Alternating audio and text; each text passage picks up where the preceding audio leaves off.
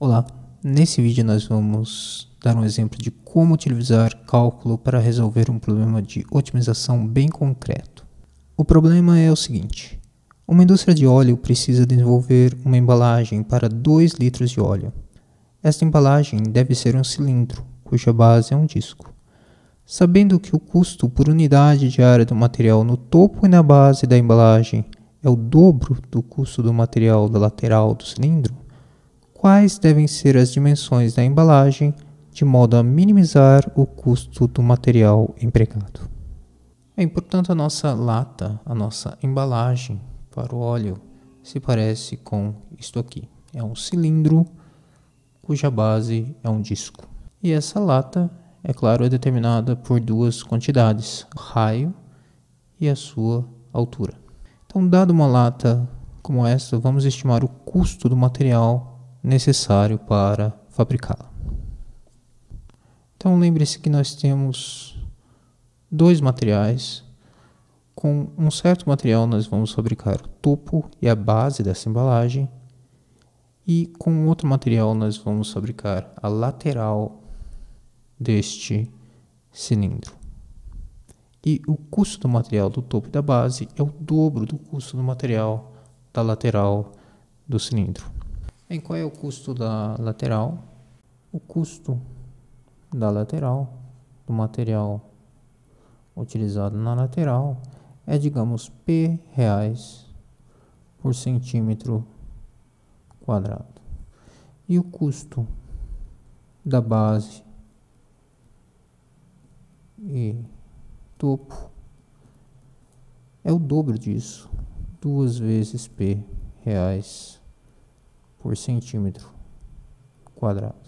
Bem, sabendo o custo da lateral e o custo da base e do topo, nós podemos facilmente calcular o custo total do material necessário para fabricar essa lata cilíndrica.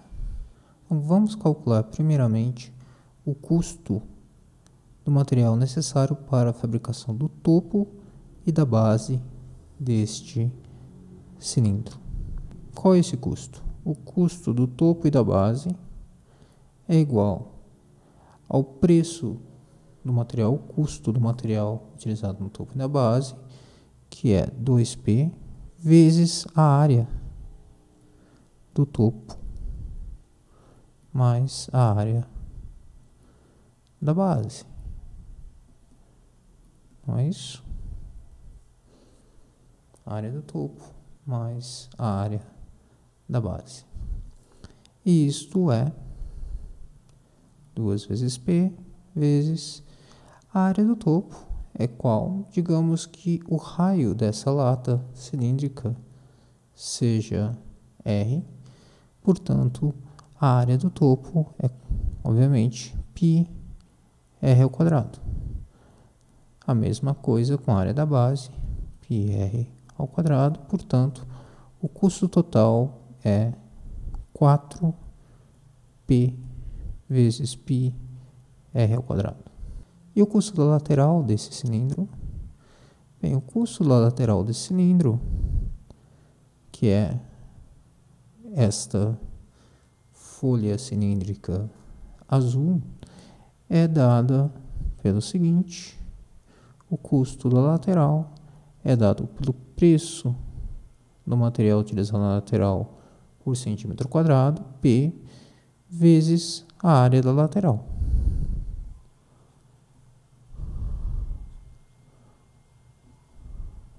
E qual é a área da lateral? A área da lateral é fácil de calcular. Se nós abrirmos essa lata aqui, fizemos um corte vertical nessa lata aqui e abrimos, nós ficamos com a lateral da lata, estendemos a lateral da lata aqui, aplanamos a lateral da lata, ficamos com um retângulo cuja altura é h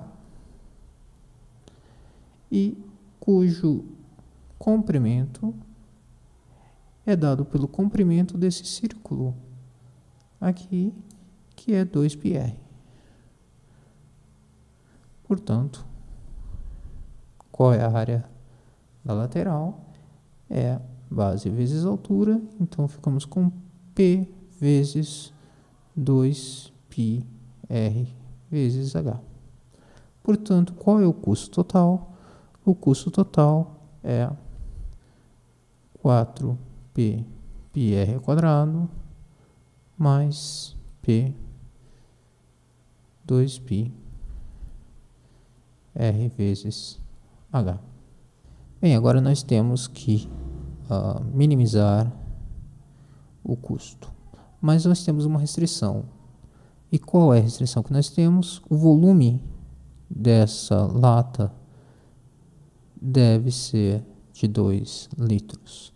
Aqui a gente tem que tomar cuidado, porque isso não está na unidade correta. A unidade de volume que a gente está utilizando é centímetro cúbico. Então, quanto é 1 litro? 1 litro são 1000 centímetros cúbicos, portanto, isso são 2000 centímetros cúbicos. Ok? Então, o volume da minha lata deve ser 2000 centímetros cúbicos. E qual é o volume dessa lata? Bem, é fácil, né? O volume de uma lata cilíndrica é a área da sua base vezes a sua altura.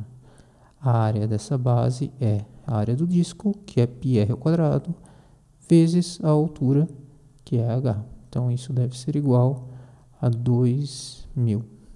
Portanto, daqui a gente obtém que h é igual a 2000 sobre πr ao quadrado. H e R estão relacionadas por esta igualdade aqui. Bem, então nós estamos interessados em minimizar o custo de fabricação da lata sob esta restrição aqui. Nós queremos que o volume da lata seja de 2 litros, ou seja, que H e R satisfaçam esta igualdade aqui. Portanto, nós vamos deixar tudo em função de uma variável só. Se nós fixarmos o raio R,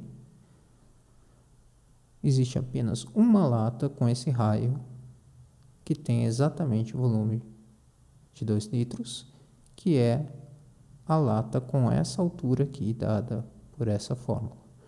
Portanto, qual é o custo de fabricação dessa lata?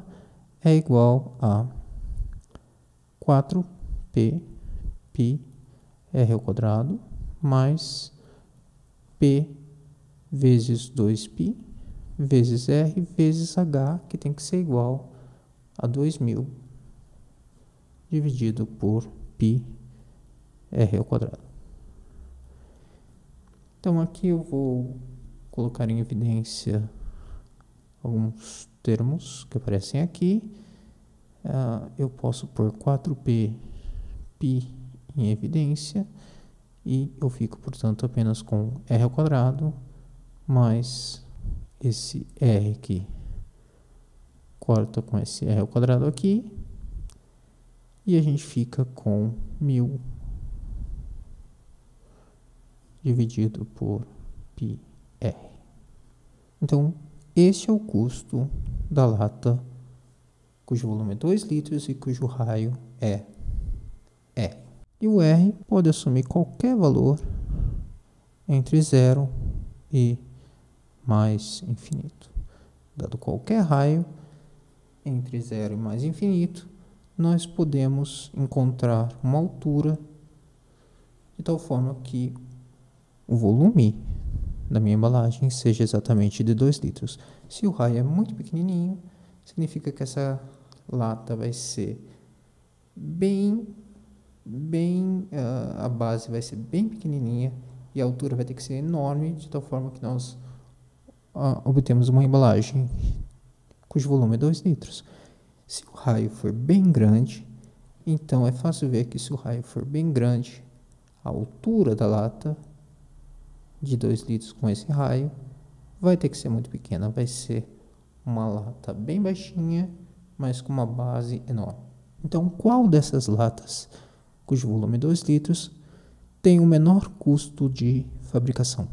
Então, o nosso problema de otimização se reduz a encontrar o valor mínimo da função c de r, com r variando de 0 até mais infinito. Será que esse valor mínimo realmente existe? Sim. Por quê? Para garantir que essa função tenha um mínimo, a gente tem que estudar o comportamento dessa função. Primeiro, a função que associa cada r entre 0 e mais infinito c de r, essa função é contínua.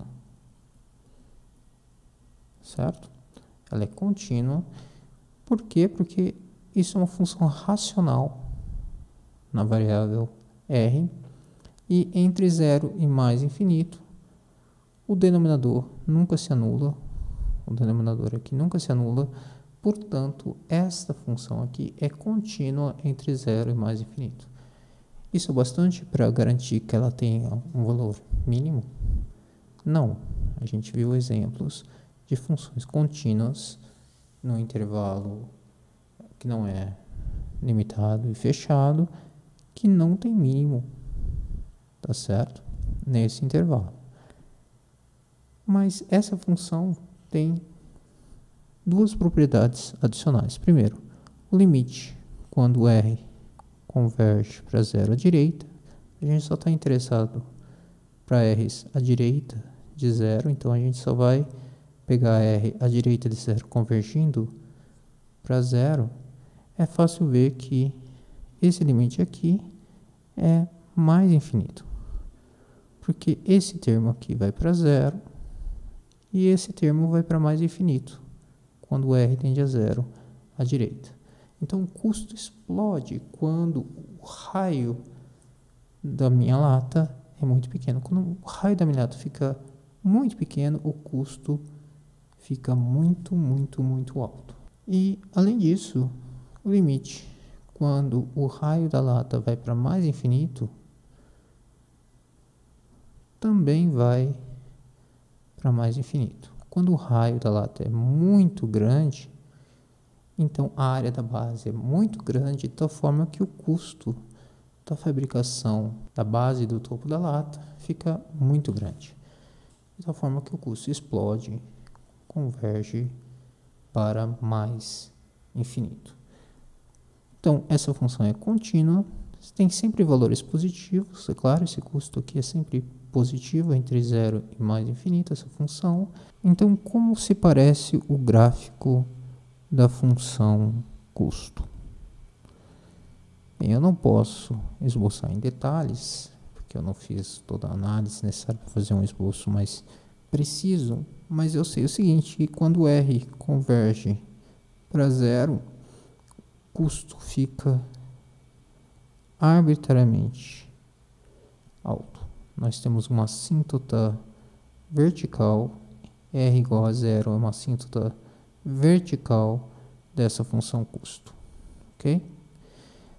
A mesma coisa acontece quando R vai para mais infinito. Quando R vai para mais infinito, o custo também explode. Não tem uma assíntota vertical, mas quando R vai para mais infinito, a função custo fica arbitrariamente alta, ok? Então, como a função é contínua, dá para perceber claramente que vai ter um valor mínimo em algum momento entre R, entre 0 e mais infinito. Eu não sei como é o gráfico aqui. A gente vai ver que é algo assim, só vai haver um ponto crítico aqui para R entre 0 e mais infinito. Então, esse ponto vai ter que ser um ponto de mínimo da função custo. Pois bem, então essa função é diferenciável entre 0 e mais infinito e ela tem um valor mínimo entre 0 e mais infinito, portanto, este ponto de mínimo tem que ser um ponto crítico. Então, vamos encontrar os pontos críticos da função custo.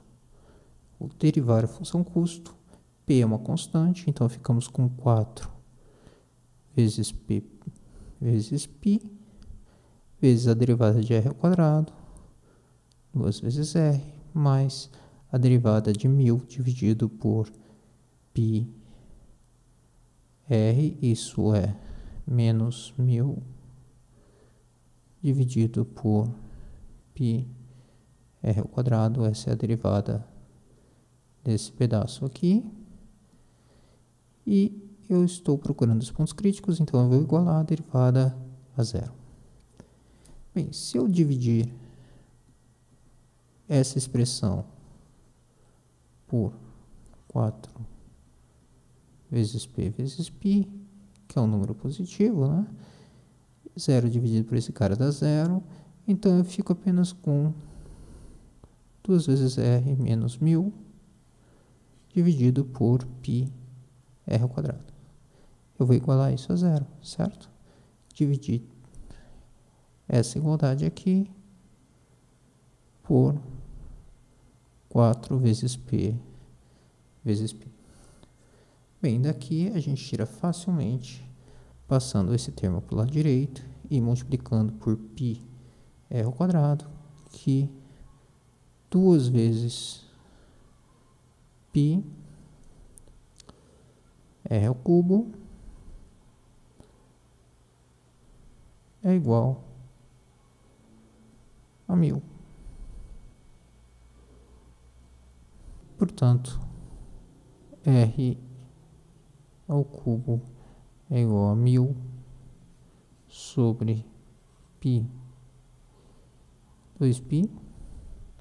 Logo, r é igual a raiz cúbica de 1000, que é 10, dividido por raiz cúbica de 2 vezes raiz cúbica de π. Esse é o único ponto crítico da função custo, portanto, esse tem que ser o ponto de mínimo, o único ponto de mínimo com r entre 0 e mais infinito. Ok? Então, esse é o ponto de mínimo. E agora a gente vai ter que calcular o valor de h para obter as dimensões da lata, certo? Então, lembramos que h é igual a 2000